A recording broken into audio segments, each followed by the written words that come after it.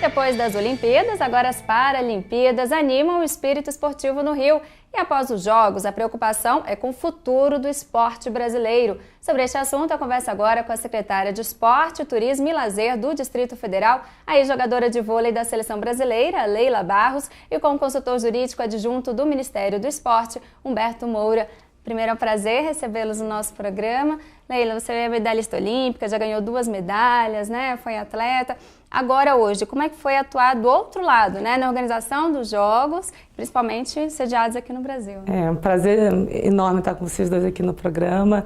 Realmente foi um grande desafio, né? O Brasil não vive um cenário nem político, nem econômico favorável. É engraçado, né? Como o esporte sempre, né, tá ali, sempre tentando se superar. Mas, assim, para mim, o maior desafio foi o entendimento de se perceber que o atleta não tem a menor dimensão do trabalho que se está por trás dos bastidores, né? Assim, você está ali representando, treinando, jogando, o desgaste é muito grande, é uma vida, né, por uma medalha daquelas, né? Na verdade, o evento é para quem está assistindo, quem está competindo, o desafio é grande. Mas trabalhar numa organização de um evento, desse mega evento, foi para mim, assim, foi estimulante e, ao mesmo tempo, desafiador pelas dificuldades. Mas, assim, eu acho que acredito que o Brasil, né, Brasil e Brasília, a capital, nós fizemos muito bem o nosso papel. Existiam muitos questionamentos se nós iríamos dar conta da abertura, de como seria a vila no início. E deu tudo certo, tudo perfeito. Eu tenho várias amigas, tenho amigas que são alemãs, americanas, né? E nós trocávamos muito e-mails e até via Facebook. E aí, Leila, como é que tá? Acabou que no final da festa, né, que agora vem as Paralimpíadas, o sentimento de satisfação das pessoas, poxa, Leila, vocês conseguiram, vocês realizaram, foi com a cara do Brasil, com aquela alegria. Claro que dificuldades tivemos várias, né, doutor? E todo mundo teve a oportunidade de ver isso, principalmente no início do evento, né, que quando os atletas chegaram ali na vila. Mas depois só foi festa, só foram os recordes batidos, o público abraçando, foi muito bacana. E para a Leila não foi diferente, né, que mesmo estando ali na organização dos Jogos aqui, eu não deixei de ser torcedora, eu estar com foco na seleção de futebol e no esporte do Brasil, então foi muito bacana. E a Geo também participou dessa organização, criou um centro de prontidão. Quais foram as principais demandas jurídicas, né, neste período? Queria, antes de mais nada, dizer a minha satisfação de estar aqui dividindo esse espaço com a Leila, contigo, estar aqui representando dentro da nossa casa, né, da Advocacia Geral da União, ter a oportunidade de estar participando pela primeira vez desse estúdio é realmente muito gratificante. E da parte jurídica, propriamente dita, assim, apesar de eu estar aqui como representante do Ministério do Esporte, da consultoria jurídica junto ao Ministério do Esporte, na verdade eu sou a pessoa que está dentro da burocracia que a Leila falou. Ou seja, toda aquela burocracia jurídica em torno de um objetivo apenas, garantir a segurança jurídica dos Jogos, né? Tanto os Jogos Olímpicos como os Jogos Paralímpicos, bem como manter a continuidade desses investimentos no aspecto da segurança jurídica para fins de Plano Nacional de Desporto e Legado Olímpico. No que diz respeito a essa atividade da AGU no Centro de Prontidão Federal, o centro, né, como o próprio nome diz, que envolveu todas as autoridades federais relacionadas aos Jogos e tinha um assento em que alguém da Advocacia Geral da União ocupava justamente para dar aquele conselho jurídico, aquela orientação jurídica no sentido de bem conduzir os Jogos, né?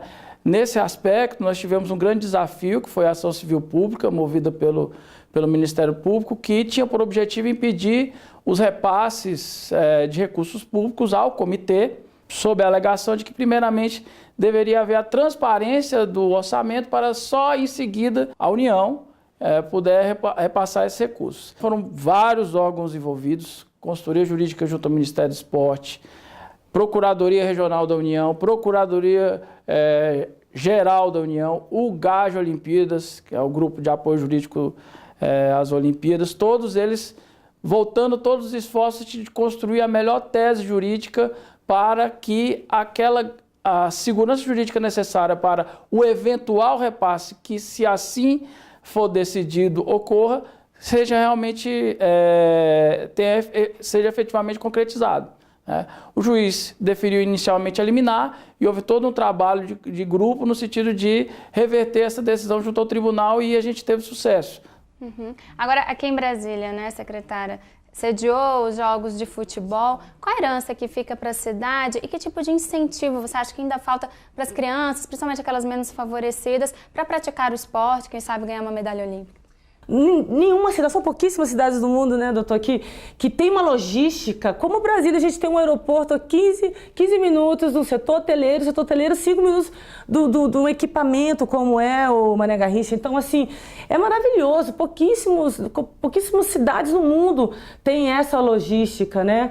Então, assim, a gente conseguiu recuperar, né, algumas partes, né, a parte externa também, mas acho que o mais importante disso tudo é a gente entender a magnitude do evento. A gente não está falando de um evento, assim, com todo respeito, não está falando de um campeonato brasileiro, a gente não está falando de um campeonato, nós estamos falando do maior evento esportivo do mundo, que reuniu bilhões de pessoas focadas no Brasil, focadas em Brasília, nas cidades sedes.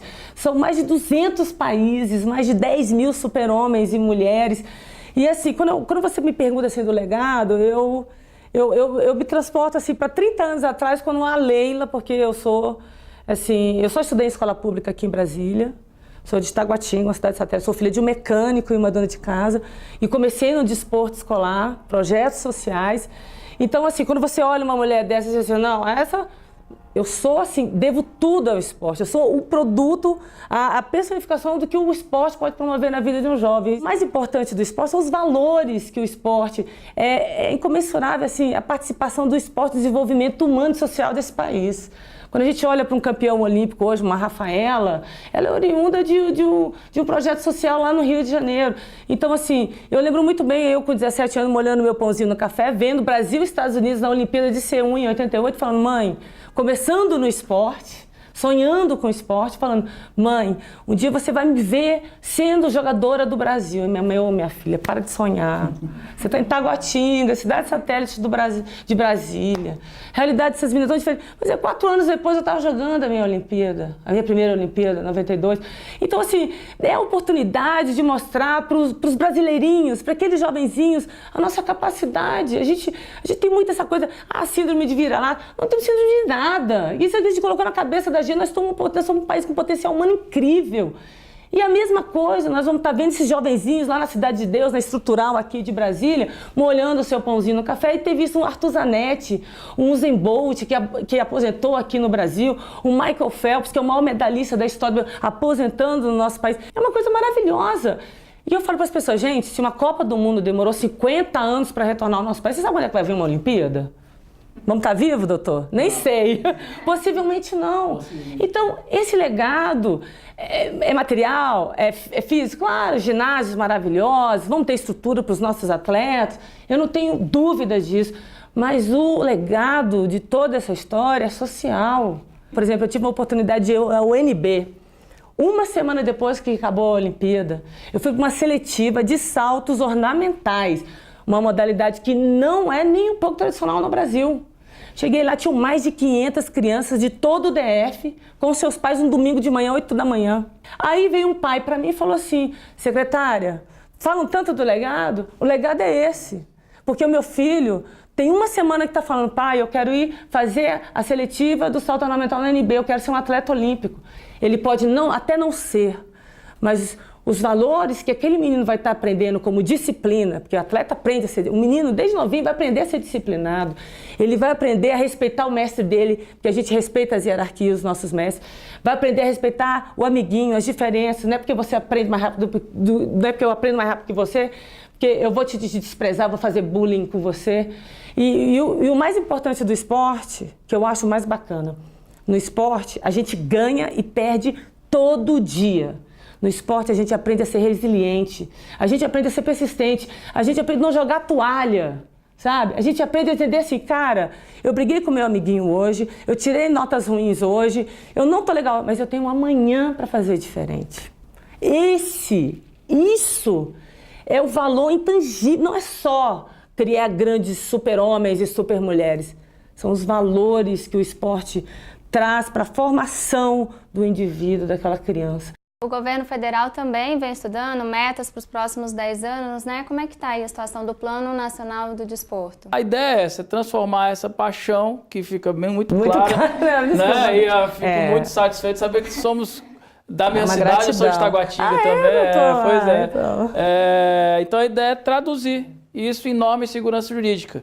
A ideia é realmente fazer o plano nacional, colaborar juridicamente com isso, concretizar o contrato de desempenho no sentido de estabelecer metas, estratégias, ações, atores, o mais precisamente jurídico, o mais preciso juridicamente falando, para quê? Para que transforme essa paixão em ação. E o plano deve sair no começo do ano que vem? A ideia é realmente ele ser apresentado no início do ano que vem ao Conselho Nacional do Esporte, que uma vez passando pela chancela do Conselho Nacional do Esporte, que é um órgão lá do Ministério, vinculado ao Ministério do Esporte, possa ser oferecido à sociedade e que certamente terá suas contribuições, porque o Plano Nacional também é um dos instrumentos de democratização do esporte. Muito obrigada pela presença no nosso programa e o AGU Brasil fica por aqui.